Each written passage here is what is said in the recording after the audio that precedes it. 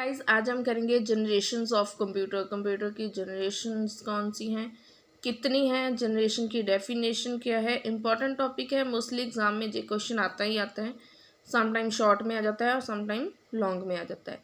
So video को last तक देखिएगा, बिल्कुल भी स्किप मत कीजिएगा। So let's start the video. Meaning of generation. Generation means remarkable improvement in any product. अगर किसी प्रोडक्ट में कोई इम्प्रूवमेंट होती है तो उसे क्या कहते हैं, new generations. So we can say that the generation of computer means a remarkable development and growth in computer technology. जब कंप्यूटर टेक्नोलॉजी में कोई डेवलपमेंट होती है, ग्रोथ होती है, तो उसे कहते हैं generation of computers. The growth of computers took place in 5 distinct faces called computer generations. Computer generations की 5 फेसेस हैं। First generation computers 1946 to 1958, second generation computers 1959 to 1964, third generation computers 1965 to 1970, fourth generation computers 1971 onwards, fifth generation computers present.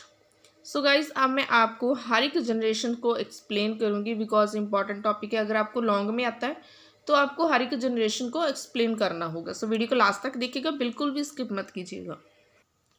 First generation 1946 to 1958। In first generation computers vacuum tubes were used as the main component.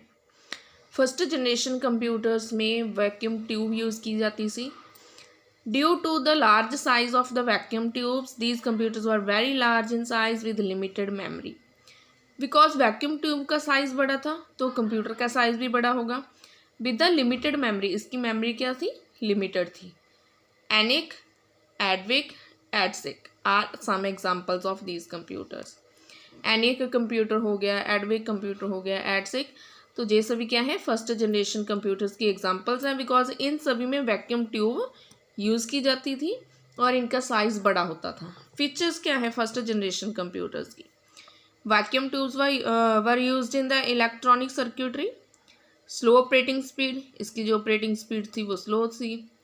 Air conditioning required, इसमें air conditioning required की जाती थी because first generation computer क्या करता था, heat generate करता था।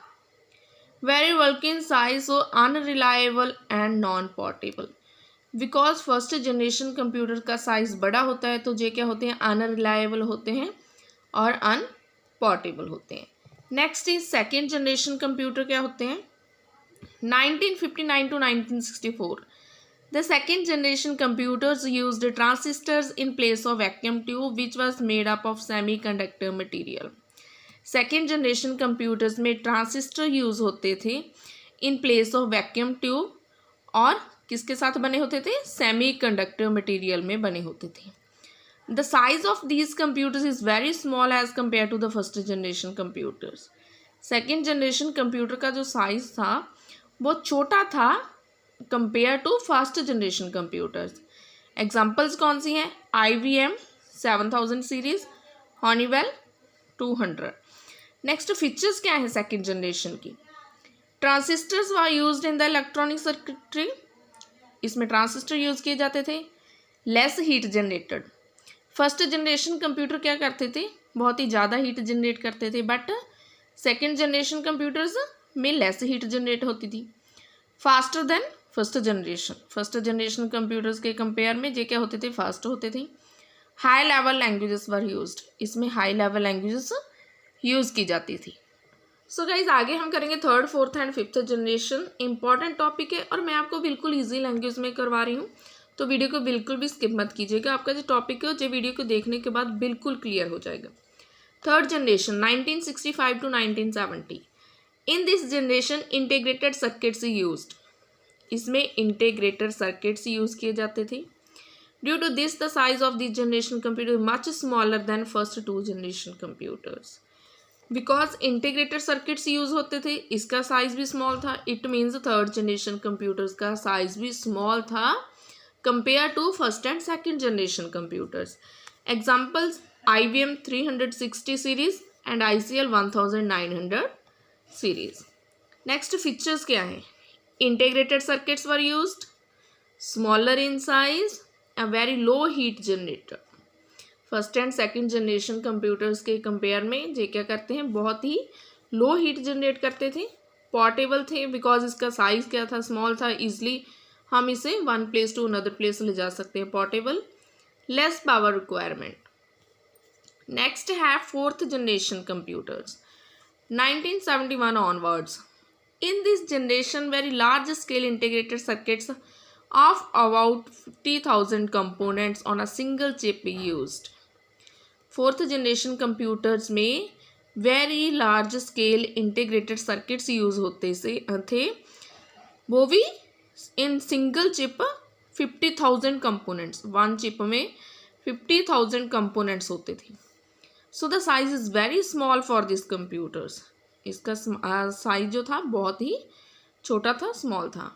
Examples IBM 370 and HP 3000. Features कौन सी हैं, very large scale integrated circuits use होते थे, smaller in size, heat generated is minimum, no air conditioning required because उसमें जो हीट होती थी बहुत ही मिनिमम जनरेट होती थी, इसलिए इसमें एयर कंडीशनिंग की कोई रिक्वायरमेंट नहीं थी. Easily portable due to small size, इसका साइज स्मॉल था तो ये ईजली पोर्टेबल था. आगे आगे गाइस फिफ्थ जनरेशन जो present computers and future generation.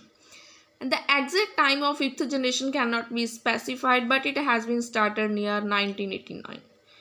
Exactly timing इसकी किसी को नहीं पता है कि फिफ्थ जनरेशन कब स्टार्ट हुई, इसके कंप्यूटर्स कब स्टार्ट हुए बनने, but near about 1989. In this generation, the main focus is on parallel processing and artificial intelligence to make the computers intelligent like human being.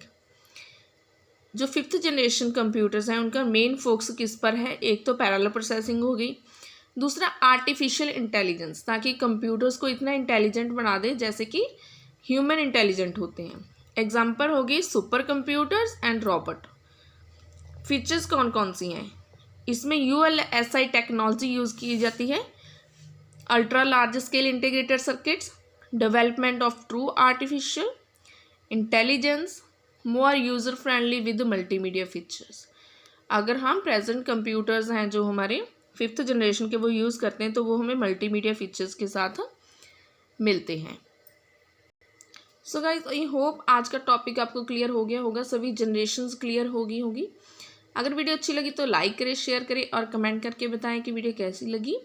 और अगर आप मेरे चैनल पे न्यू हैं तो चैनल को सब्सक्राइब करें.